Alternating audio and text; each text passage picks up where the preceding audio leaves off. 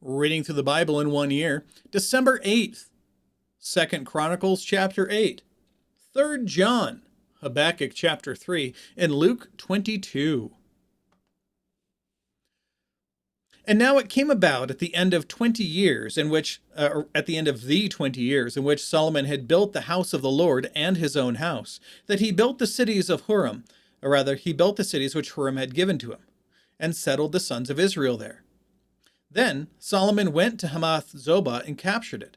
He built Tadmor in the wilderness, and all these storage cities which he had built in Hamath. He also built Beth Horon, Beth Horon and Lower Beth Horon, fortified cities with walls, gates, and bars. And Baalath, and all these storage cities that Solomon had, and all the cities for his chariots, and for cities for his horsemen, and all that it pleased Solomon to build in Jerusalem, in Lebanon, and in all the land under his rule. All of the people who were left of the Hittites, the Amorites, the Perizzites, the Hivites, and the Jebusites, who are not of Israel, namely from their descendants who were left after them in the land whom the sons of Israel had not destroyed, read the first chapter of Judges. Then Solomon raised them as forced laborers to this day. But Solomon did not make slaves for his work from the sons of Israel. They were men of war. His chief words are hard. His chief captains and commanders of his chariots and his horsemen. These were the chief officers of King Solomon, 250 who ruled over the people. Then Solomon brought Pharaoh's daughter up from the city of David to the house which he had built for her. For he said, "My wife shall not dwell in the house of David, king of Israel, because the places are holy where the ark of the Lord has entered."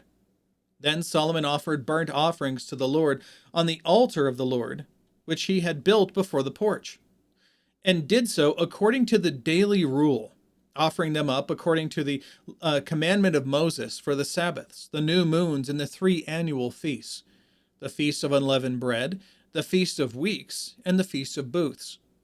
Now, according to the ordinance of his father David, he appointed the divisions of the priests for their service, and the Levites for their duties of praise, and ministering before the priests according to the daily rule, and the gatekeepers by their divisions at every gate, for David, the man of God, had so commanded.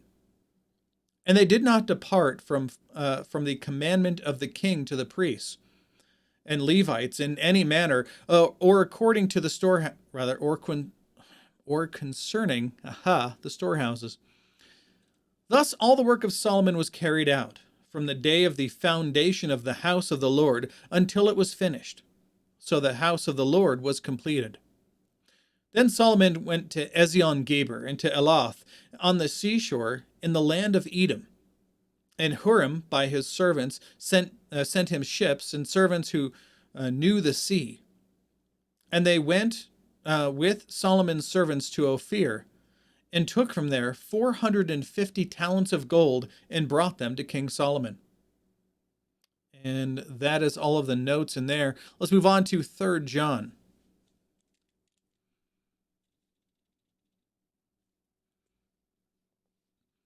And as we're in a new book, let's go to the introduction. 3rd John supplements statements on Christian hospitality found in 2nd John.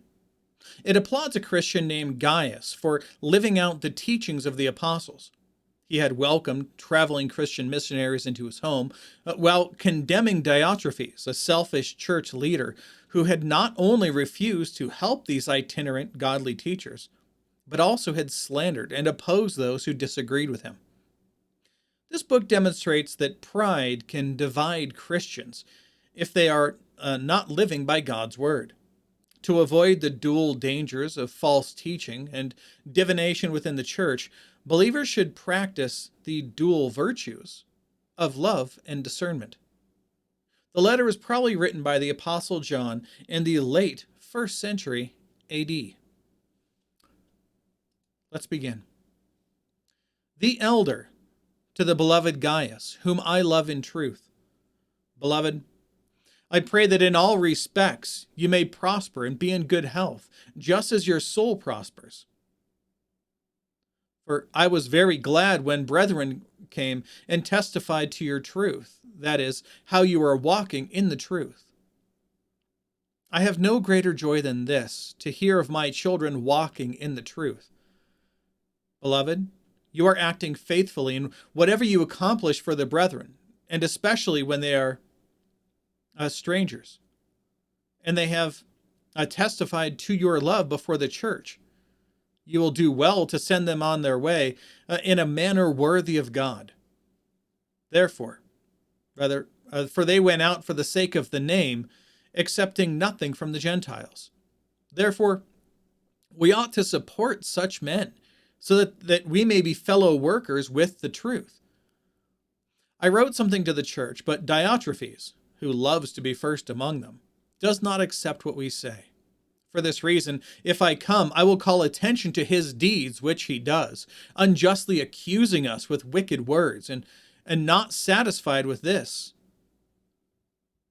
He himself does not receive the brethren either, and he forbids those who desire to do so, and puts them out of the church.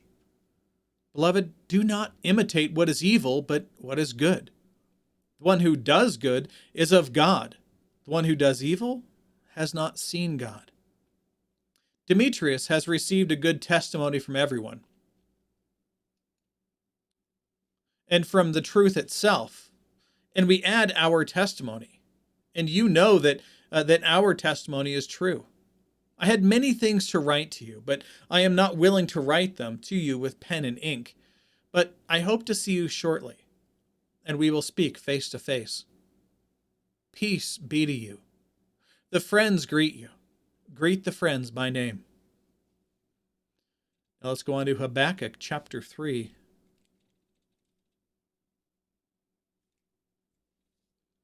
A prayer of Habakkuk the prophet, according to Shigionoth. Yeah, there we go. Lord, I have heard the report about you, and I fear. O Lord, revive your work in the midst of the years. In the midst of the years, make it known. In wrath, remember mercy. God comes from Teman, and the Holy One from Mount Paran. His splendor covers the heavens, and the earth is full of his praise. His radiance is like the sunlight. He has rays flashing from his hand, and there is the hiding of his power. Before him goes pestilence, and plague comes after him. He stood and surveyed the earth. He looked and startled the nations. Yes, the perpetual mountains were shattered. The ancient hills collapsed. His ways are everlasting. I saw the tents of Cushan under distress. The tent curtains of the land of Midian were trembling. Did the Lord rage against the rivers? Or was your anger against the rivers? Or was your wrath against the sea that you rode on your horses, on your chariots of salvation? Your bow was made bare. The rods of chastisement were sworn. You cleaved the earth with rivers. The mountains saw you and quaked. The downpour of waters swept by. The deep uttered forth its voice. It lifted high its hands. Sun and moon stood in their places. They went away at the light of your arrows, at the radiance of your gleaming spear. In indignation you marched through the earth. In anger you trampled the nations. You went forth for the salvation of your people, for the salvation of your anointed. You struck the head of the house of the evil. You struck the head of the house of the evil. And the words there are just kind of hard to read. Anyway, to lay him open from thigh to neck. You pierced with his own spears the head of his throngs. They stormed in to scatter us. Their exultation was like those who devour the opposed in secret. You trampled on the sea with your horses, on the surges of many waters. I heard, and my inward parts trembled. At the sound my lips quivered. Decay enters my bones, and in my place I tremble, because I wait quietly for the day of distress. for the people to arise who will invade us. Though the fig tree should not blossom, and there be no fruit on the vines, though the yield of the olive should fail, and the fields produce no food, though the flock should be cut off from the fold, and there be no cattle in the stalls, yet I will exult in the Lord. I will rejoice in the God of my salvation.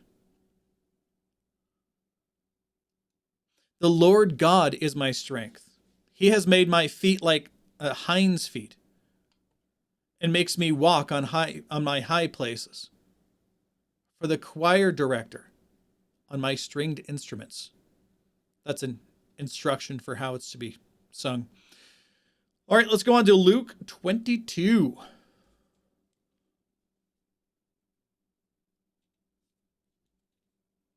Now, the Feast of Unleavened Bread, which is called the Passover, was approaching.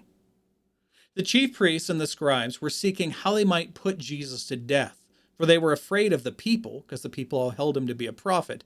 Therefore, if they went to go and attack Jesus openly, well, then they would be attacked because the people said, no, you can't kill him. He's a prophet of God. Remember, they had 400 years of silence. That's why this is a big deal. And Satan entered into Judas, who was called Iscariot, belonging to the number of the 12. And he went away and discussed with the chief priests and officers how he might betray Jesus to them. And they were glad and agreed to give him money. So he consented and began seeking a good opportunity to betray him to them, apart from the crowd. Then came the first day of unleavened bread, on which the Passover lamb had to be sacrificed. And Jesus sent Peter and John, saying, go and prepare the Passover for us, so that we may eat it. And they said to him, well, where do you want us to prepare it? And he said to them, when you have entered the city, a man will meet you carrying a pitcher of water. Follow him into the house that he enters. And you shall say to the owner of that house, the teacher says to you, where is the guest room in which I may eat the Passover with my disciples? And he will show you a large, furnished upper room. Prepare it there. And they left and found everything just as he had told them, and there they prepared the Passover. When the hour had come, he reclined at the table, and the apostles with him. And he said to them, I have earnestly desired to eat this Passover with you before I suffer. For I say to you, I shall never eat it again until it is fulfilled in the kingdom of God. When he had taken a cup and had given thanks, he said, take this and share it among yourselves. For I say to you, I will not drink of the fruit of the vine from now on until the kingdom of God comes. When he had taken some of the bread and given thanks, he broke it and gave it to them, saying, this is my body, which is given for you. Do this in remembrance of me. And in the same way, he took the cup after they had eaten, saying, this cup, which is poured out for you, is the new covenant in my blood. But behold, the hand of the one betraying me is with mine on the table. For indeed, the Son of Man is going as it has been determined, but woe to that man by whom he is betrayed. And they began to discuss among themselves which of them might be the one who was going to do this thing. Now, they didn't just immediately recognize, oh, well, it has to be Judas.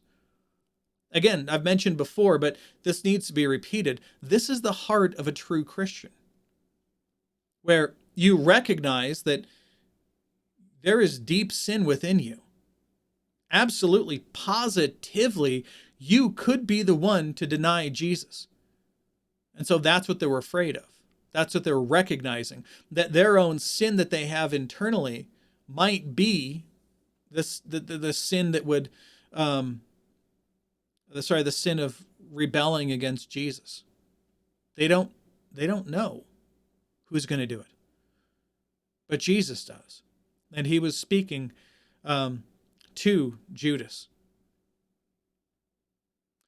And there also arose a dispute among them as to which of them was regarded to be the greatest.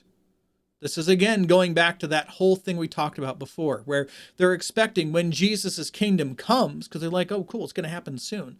Yeah, they're talking about killing him, and Jesus is saying they're going to kill him, and he's on the third day, he's going to rise, whatever. But he's bringing the kingdom. So which of us is going to be the second in command?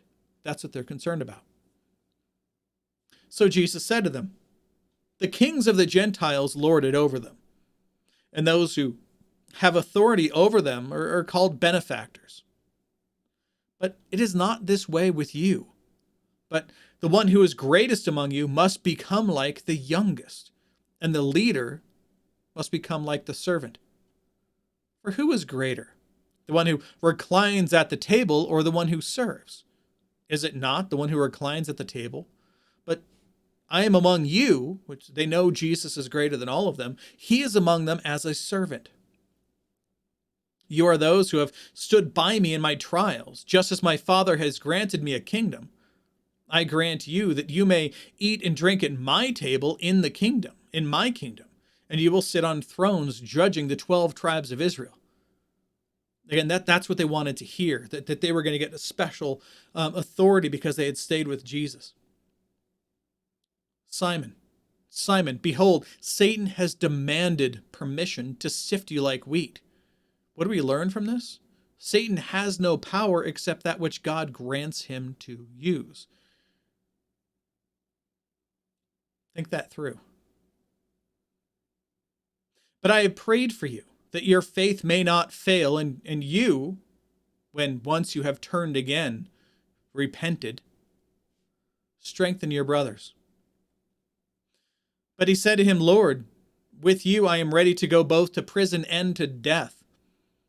And he said, I say to you, Peter, the rooster will not crow today until you have denied 3 times that you even know me. And he said to them, when I sent you out without money belt and bag and sandals, you did not lack anything, did you? They said, no, nothing.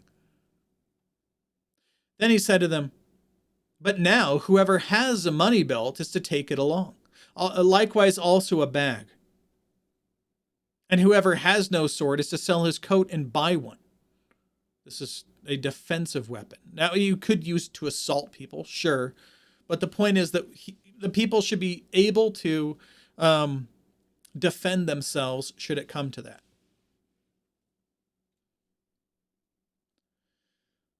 For I tell you that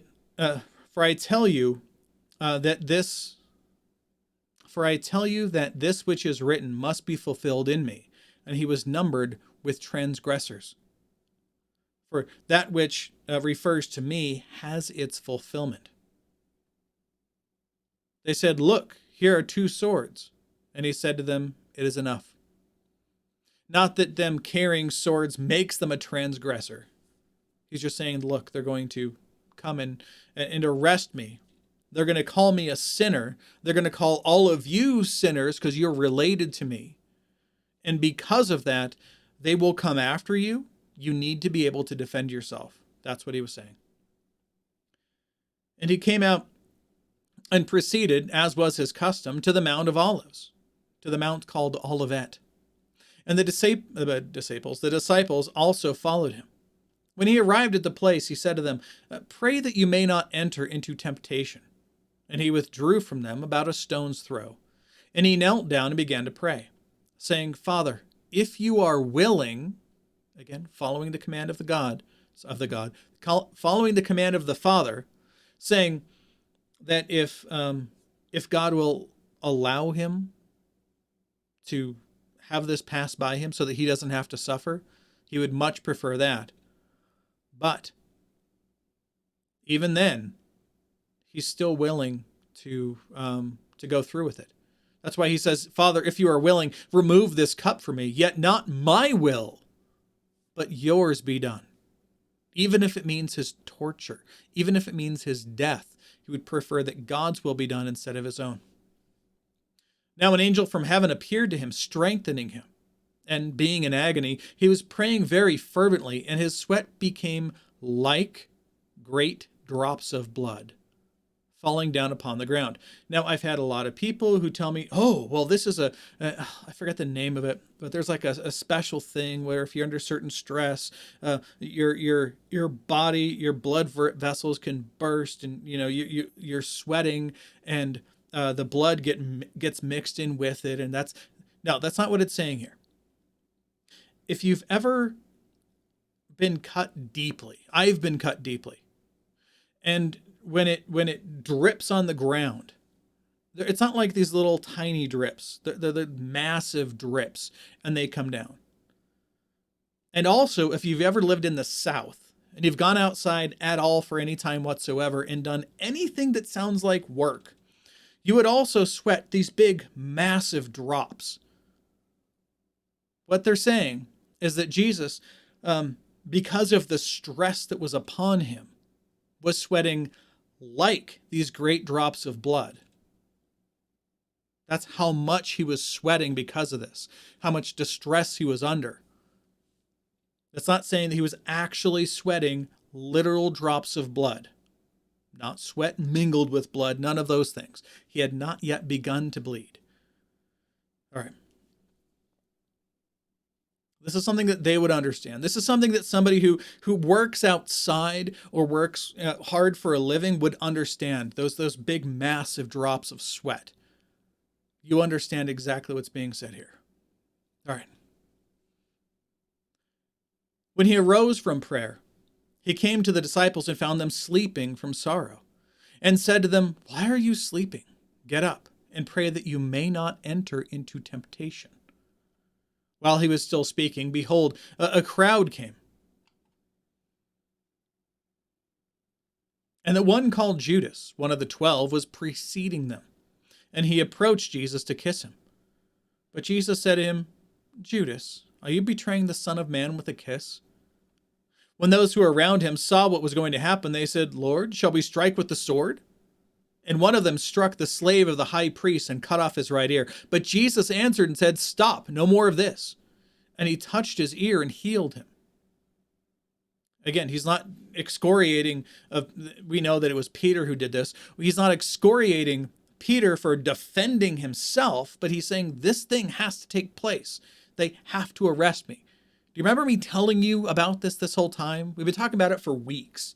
How I said, I have to go to Jerusalem. And even though they said last time we were in Jerusalem, they're going to kill us if we're here, I still have to go back because this is what was prophesied. This has to take place. They have to arrest me. They have to beat me. They have to rip out my beard. They have to lie about who I am to my face and to everyone around and get the entire crowd of the people whom I created and sustain to attack me and to hate me and to kill me. This must take place. That's what he's saying.